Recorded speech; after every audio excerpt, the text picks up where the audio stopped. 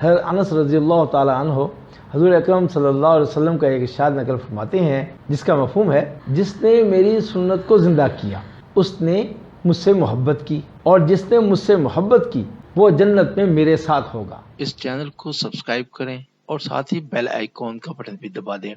Comments کریں، like کریں اور دوسرے اپنے دوستوں کو بھی شیئر کریں۔ السلام علیکم ورحمۃ اللہ۔ بسم اللہ الرحمن الرحیم۔ الحمدللہ وحدہ والصلاۃ والسلام علی من لا نبی بعدہ۔ میرا نام سید عابد محمود۔ حضرت انس رضی اللہ تعالی عنہ حضور اکرم صلی اللہ علیہ وسلم کا ایک ارشاد نقل فرماتے ہیں جس کا مفہوم ہے، جس نے میری سنت کو زندہ کیا اس نے مجھ سے محبت کی، اور جس نے مجھ سے محبت کی وہ جنت میں میرے ساتھ ہوگا۔ اکثر ہم علماء کرام سے یہ سنتے رہتے ہیں کہ اپنی زندگی کے 24 گھنٹے نبی کریم صلی اللہ علیہ وسلم کی سنتوں کے مطابق گزارو، اپنی زندگی کے ایک ایک عمل میں نبی رحمت کی سنتوں پر عمل کرو اور ان کی نقل کرو۔ لیکن عمومی طور پر علم کی کمی ہونے کی وجہ سے سنت رسول وقت پر عمل میں نہیں آتی۔ معاشرے میں موحد مومن کو سنت رسول پر عمل کیسے کرنا چاہیے، احادیث مبارکہ کی روشنی میں اس کے لیے نبی کریم صلی اللہ علیہ وسلم کی زندگی کے طور طریقوں پر تفصیل سے گفتگو کی ضرورت ہے، تاکہ ابھی ہم موجودہ لوگ اور آنے والی نسلوں کو ہر عمل سے پہلے نبی رحمت صلی اللہ علیہ وسلم کے عمل کا علم ہو اور وہ بآسانی اس کے اوپر اپنی زندگی کو لا سکیں اور عمل کر سکیں۔ تو ایک مرتبہ حضرت حسن رضی اللہ تعالی عنہ فرماتے ہیں، اس کا مفہوم ہے کہ میں نے اپنے ماموں ہند بن ابی حالہ سے حضور اکرم صلی اللہ علیہ وآلہ وسلم کا حلیہ مبارک دریافت کیا، اور وہ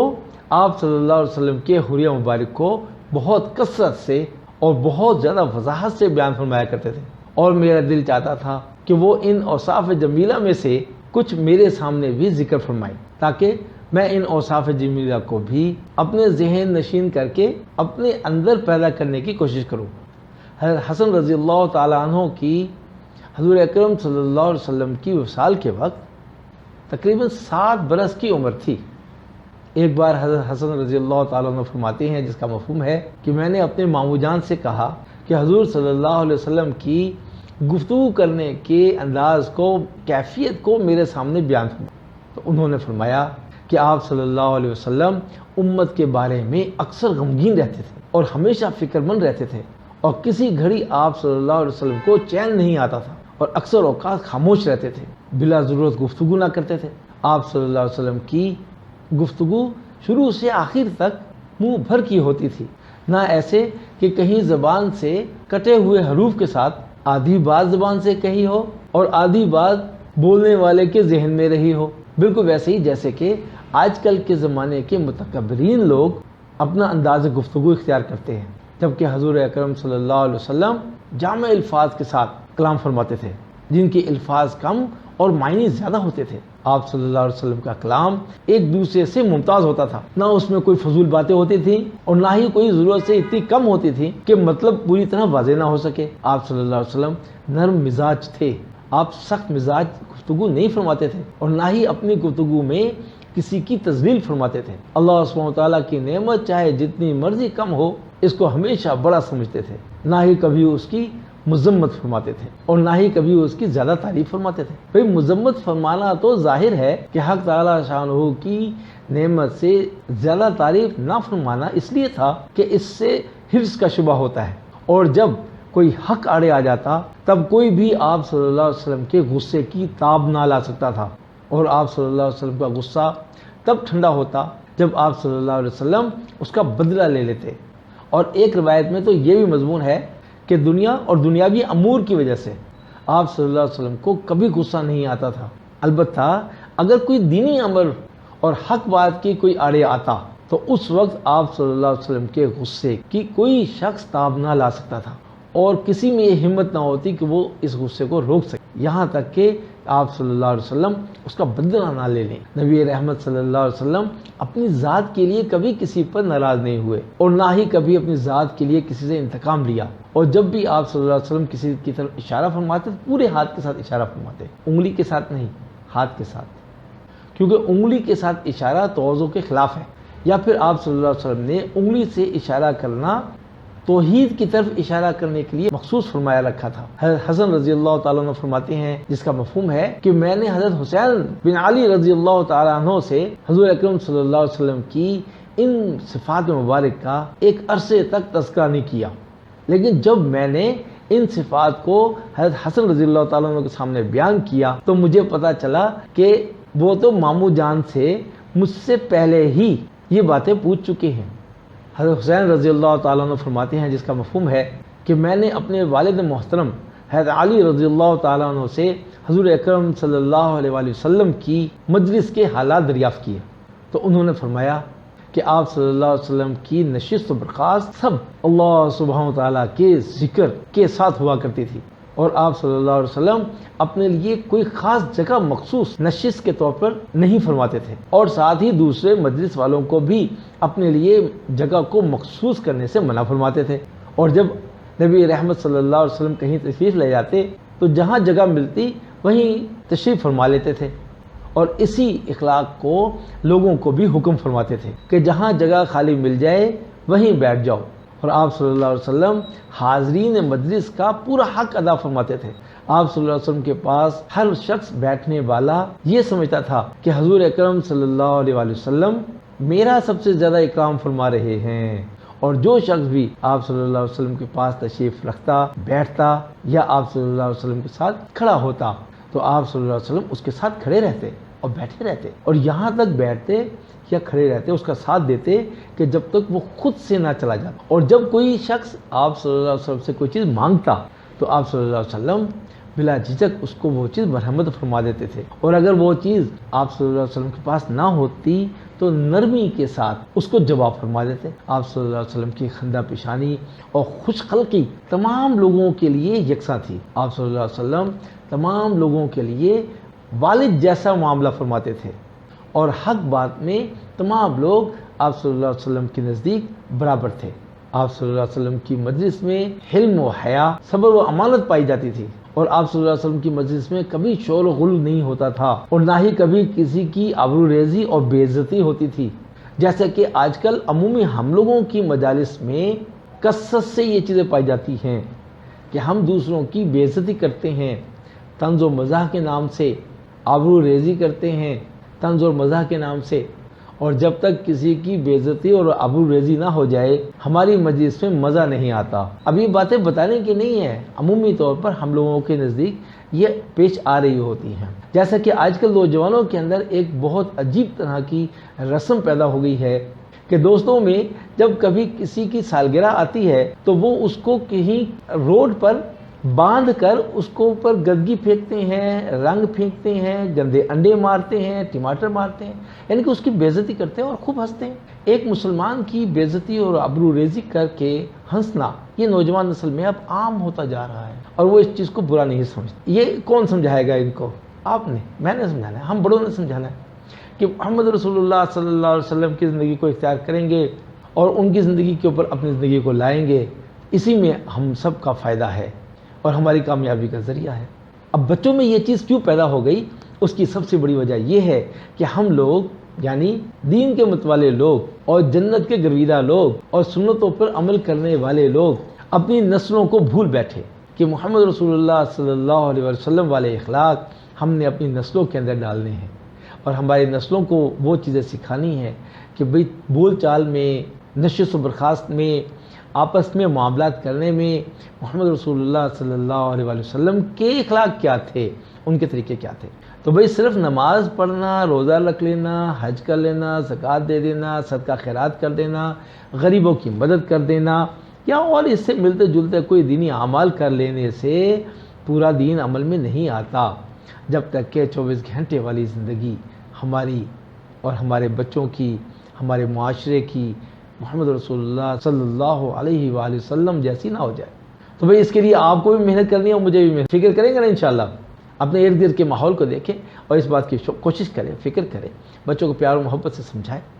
تو آپ صلی اللہ علیہ وسلم کی مجلس میں اول تو کسی سے لغزش ہوتی نہیں تھی، اور سب لوگ بہت محتاط ہو کر بیٹھا کرتے تھے، اور اگر کسی سے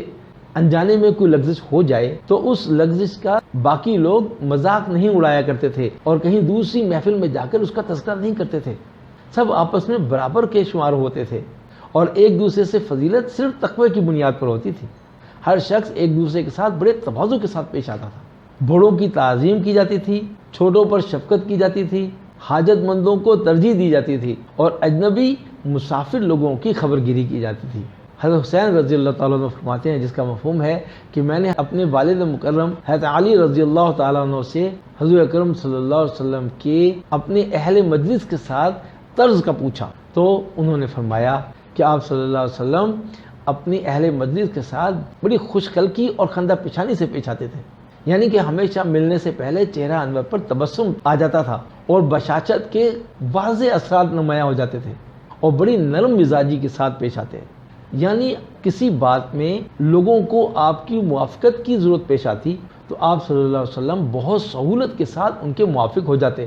آپ صلی اللہ علیہ وسلم نہ سخت گو تھے نہ سخت دل تھے اور نہ ہی آپ صلی اللہ علیہ وسلم کبھی چلا کر بولتے تھے اور نہ ہی کبھی آپ صلی اللہ علیہ وسلم نے فحش گوئی یا بدکلامی کی ہو اور نہ ہی آپ صلی اللہ علیہ وسلم کبھی عیب گیر تھے۔ لوگوں کے اندر سے ان کی ذات میں سے عیب نہیں نکالتے تھے کہ دوسروں کے عیب پکڑ پکڑ کر بیان کیے جائیں یا اپنے دل و دماغ میں رکھے جائیں، اور نہ ہی آپ صلی اللہ علیہ وسلم کبھی زیادہ مذاق کرنے والے تھے تو آپ صلی اللہ علیہ وسلم ناپسندیدہ باتوں سے تغافل فرماتے تھے، یعنی ایسی باتوں پہ التفات ہی نہ فرماتے تھے، گویا کہ کبھی سنی ہی نہیں۔ دوسروں کی کوئی امید اگر آپ صلی اللہ علیہ وسلم کو پسند نہ آتی تو اس کو مایوس بھی نہ فرماتے تھے اور اس کو کسی بھی طرح سے محروم بھی نہ فرماتے تھے، بلکہ کچھ نہ کچھ دے دیتے تھے یا اس کے ساتھ دل جوئی کی باتیں فرماتے۔ آپ صلی اللہ علیہ وسلم نے اپنے آپ کو 3 باتوں سے بالکل علیحدہ فرما رکھا تھا، یعنی کہ جھگڑا کرنے سے، زیادہ باتیں کرنے سے اور لایانی باتوں سے بالکل پرہیز کرتے تھے، یعنی کہ بیکار باتوں سے پرہیز فرماتے تھے، اور 3 باتوں سے لوگوں کو بچا رکھا تھا، نہ کسی کی مذمت فرماتے تھے اور نہ ہی کسی کو آر دلاتے تھے اور نہ ہی کسی کے عیوب تلاش کرتے تھے۔ آپ صلی اللہ علیہ وسلم صرف وہی بات فرماتے جو کہ باعث ثواب و اجر ہوتا۔ جب آپ صلی اللہ علیہ وسلم گفتگو فرماتے تو حاضرین مجلس اس طرح سے سر جھکا کر بیٹھ جاتے جیسے کہ ان کے سروں پر پرندے بیٹھے ہوں، کہ ذرا سی بھی حرکت کرنے سے پرندے اڑ جاتے ہیں، اور جب آپ صلی اللہ علیہ وسلم خاموش ہو جاتے تب وہ لوگ کلام کرتے ہیں، یعنی کہ حضور اکرم صلی اللہ علیہ وسلم کی گفتگو کے درمیان کوئی نہ بولتا۔ اگر کوئی بات کہنی ہوتی تو آپ صلی اللہ علیہ وسلم کی گفتگو مکمل ہو جانے کے بعد کہتے، اور آپ صلی اللہ علیہ وسلم کی مجلس والے آپ صلی اللہ علیہ وسلم کے سامنے کبھی نہ جھگڑتے تھے، اور جس بات پر سب لوگ ہنستے اس بات پر آپ صلی اللہ علیہ وسلم بھی تبسم فرماتے، اور جس چیز پر سب لوگ تعجب کرتے تو آپ صلی اللہ علیہ وسلم بھی تعجب میں شریک رہتے۔ ایسے نہیں تھا کہ سب لوگ تو مجلس والے ایک چیز پر متوجہ ہوں اور آپ صلی اللہ علیہ وسلم خاموش چپ چاپ ایک طرف بیٹھے ہوں، مجلس میں ان کے ساتھ شریک رہتے اور اجنبی مسافر آدمی کی سخت اور بدتمیزی والی گفتگو پر صبر فرماتے، کیونکہ اجنبی مسافر لوگ ہر قسم کی گفتگو کر لیتے تھے،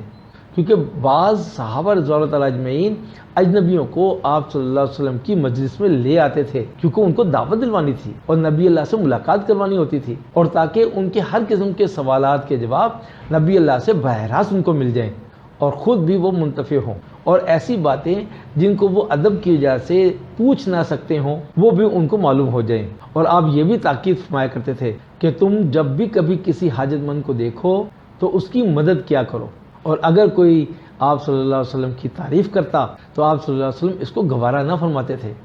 البتہ اگر کوئی آپ صلی اللہ علیہ وسلم کے احسان کے بدلے میں بطور شکریہ کے کوئی آدمی آپ کی تعریف کرتا تو آپ صلی اللہ علیہ وسلم سکوت فرماتے تھے کہ احسان کا بدلے میں شکر اس پر ضروری تھا، اس لیے کہ گویا وہ اپنا فرض منصبی ادا کر رہا تھا، تو کسی کی بات کاٹتے نہیں تھے، گفتگو کوئی کر رہا ہو اس کی پوری گفتگو سنتے تھے۔ البتہ اگر کوئی شخص حد سے تجاوز کرنے لگتا تو اس کو روک دیتے تھے یا پھر اس مجلس سے کھڑے ہو جاتے تھے تاکہ وہ خود رک جائے۔ حضرت حسین رضی اللہ تعالیٰ عنہ اپنے والد محترم حضرت علی رضی اللہ تعالیٰ عنہ سے تو انہوں نے فرمایا کہ آپ صلی اللہ علیہ وسلم 4 موقعوں پر خاموشی اختیار فرماتے تھے: برداشت کرنا اور بیدار مغز ہونا اور اندازہ لگانا اور غور فکر کرنا۔ آپ صلی اللہ علیہ وسلم 2 باتوں کا اندازہ لگایا کرتے تھے کہ کس طرح سے تمام لوگوں کے ساتھ دیکھنے میں اور بات کو سننے میں برابری کا معاملہ ہو۔ آپ صلی اللہ علیہ وسلم باقی رہنے والی آخرت اور فنا ہو جانے والی دنیا کے معاملے میں غور و فکر فرمایا کرتے تھے۔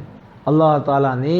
آپ صلی اللہ علیہ وسلم کو حلم و صبر دونوں صفات سے نوازا تھا، چنانچہ آپ صلی اللہ علیہ وسلم کو کسی بھی چیز کی وجہ سے اتنا غصہ نہیں آتا تھا کہ آپ صلی اللہ علیہ وسلم اپنے آپے سے باہر ہو جائیں۔ اللہ سبحانہ وتعالیٰ نے آپ صلی اللہ علیہ وسلم کو 4 چیزوں میں بیداری مغز عطا فرمائی تھی۔ ایک تو تھی بھلی بات کو اختیار کرنا، اور دوسرے ان امور کا اہتمام کرنا جن سے امت کا دنیا اور آخرت کا فائدہ ہو۔ اور کنز الاعمال کی کتاب میں ایک روایت میں آخر میں یہ مضمون بھی شامل ہے کہ اللہ سبحانہ وتعالیٰ نے آپ صلی اللہ علیہ وسلم کو 4 چیزوں میں بیداری مغز عطا فرمائی تھی۔ ایک، نیک بات کو اختیار کرنا تاکہ اس نیک بات میں لوگ آپ صلی اللہ علیہ وسلم کی اقتدا کریں، اور دوسری بات کہ بری بات کو چھوڑنا تاکہ لوگ آپ صلی اللہ علیہ وسلم کی اقتدا میں اس کو چھوڑ دیں، اور تیسری بات کہ امت کی بھلائی کے لیے ایسے کاموں کے بارے میں خوب سوچ بچار کرنا، اور چوتھا امت کے لیے ان امور کا اہتمام کرنا جس سے امت کا دنیا اور آخرت میں فائدہ ہو۔ تو حضور اکرم صلی اللہ علیہ وسلم کی سنتوں کو اختیار کریں گے، اٹھنے بیٹھنے میں، آپس میں معاملات کرنے میں، بات چیت کرنے میں، اور دوسروں کا لحاظ رکھنے میں، بھئی اس میں انشاءاللہ جنت میں آپ صلی اللہ علیہ وسلم کے ساتھ والا پڑوس ملے گا۔ میں بھی اس چیز کا محتاج ہوں اور ہم سب اس چیز کے محتاج ہیں۔ ہم نے خود بھی سیکھنا ہے، اس کے اوپر عمل کرنا ہے، اور اپنی آنے والی نسلوں کو بھی بتانا ہے۔ ایسے نہ ہو کہ ان کے 24 گھنٹے کسی اور معاملات میں گزر رہے ہوں اور کہنے کو وہ مسلمان ہوں۔ یہ ان بچوں کا آپ اور مجھ پر حق ہے کہ ہم ان تک یہ باتیں پہنچائیں۔ انشاءاللہ اگلی ویڈیو میں ملاقات ہوگی، اس وقت تک کے لیے اجازت دیں، اپنا بھی خیال رکھیں اور ہمارے اس چینل کا بھی۔ السلام علیکم ورحمۃ اللہ۔ Subscribe to our channel by clicking the subscribe button. Click the bell button and enjoy the latest uploads from our channel.